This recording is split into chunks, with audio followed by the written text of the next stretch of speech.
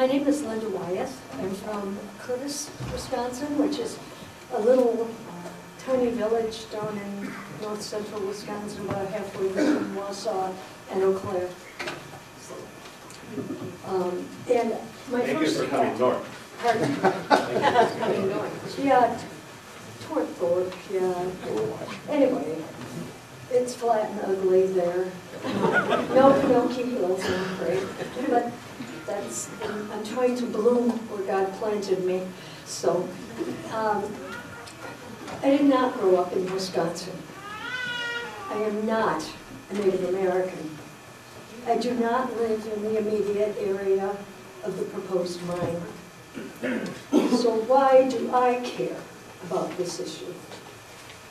Because I was taught the importance of being a steward of the earth from early childhood. I learned about the web of life and the interconnectedness of all beings.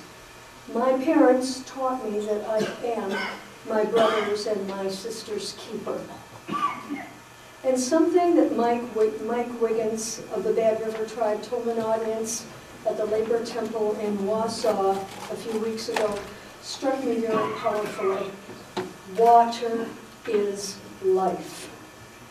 So if you care about the people of Wisconsin, stop this insanity. Do not make laws that will lead to further degradation of our water and environment. Protect the Penokee holes for us, our children, our grandchildren, down to the 7th generation.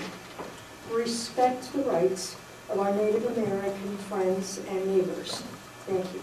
Now, I was also at the potluck at the Bad River Reservation last night, and they asked if I could pull together the figures that were just mentioned about contributions to the mining industry. And this is from the Wisconsin Democracy Campaign. My understanding is, although I had to leave shortly before the lady spoke, is that at the end of the hearing, toward almost the very end of the hearing in Madison, a woman came up and gave this information. That was the end of that hearing. Let me see. Top legislative recipients of campaign contributions from special interests that support mining deregulation from 2010 to June 2012. Alberta Darling, $467,000 plus. The committee to elect a Republican Senate, $313,000 plus. Scott Fitzgerald, $262,000. Republican Assembly Campaign Committee, $178,000. Terry Moulton, who's my state senator, I'm going to have a few words with him very soon, $173,000. Sheila Harsdorf, $153,000. Assembly Democratic Campaign Committee, $158,209. And the Senate Democratic Committee, $156,000. The Bookmare, and I don't know if that's right, $105,000, and on down through Travis Tranel, $51,539. And I think there's a separate figure here for Scott Walker. I don't know what that one is. But it doesn't sound very good, to say the very least. Okay. A couple of other things. There are facts. The facts are known. I mean, I'm not going to sit up here other than the money facts about the effect of mining on the environment.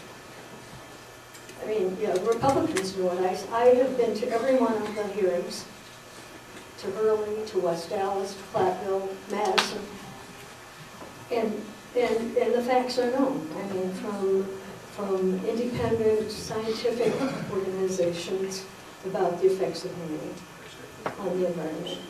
And we all know, I'm sure, that there will be no mine. It will not pass the environmental tests needed. So why? Why are we here? Why have they proposed this mine, or the bill, to weaken the regulatory standards for mines? Mike McCabe of the Wisconsin Democracy Campaign, who's originally from Curtis, it's pretty cool, has referred to AB1, SB1 as a Trojan horse. It will give corporate interests the right to exploit all our natural resources, especially water. Remember the fight against Nestle Perrier? High-capacity wells will be coming. So that's another thing. There was a referral to Chris Klein, of the owner of the Gojibek of Florida. He's from Florida. He has a lot of coal mines in West Virginia, Ohio, and Appalachian areas. I would also like to point out that Chris Klein is a step down under the Carlyle Group. And if you look up the Carlyle Group, you can find about its connections to the Bush family, oil dynasty, and the Koch brothers oil dynasty. I take issue with the expression open pit mine. I think mountaintop removal is more accurate and descriptive. Senator Cullen, I just got a copy of your bill today. I've been looking for it online and not found it. So I've had a chance to read through some of it and listen to your comments. I will say that I do appreciate your comments about the 80% of the rock is overburden. Only 20% is ore. It's also low quality ore. The price has gone from there down to the pits, so it's probably not economically feasible. You say that the bill includes contested case hearings. Great, great, that's absolutely critical, and I appreciate that you've included that. And the gross tonnage tax, that's great. And the change of the balance of money going to the local impact funds to 70% to the local community, 30% for state development in the mining area. That's absolutely excellent. I would absolutely hate to see any of this money going to the WEDC, which was grossly mismanaged, the money they've gotten so far. So that's my comments.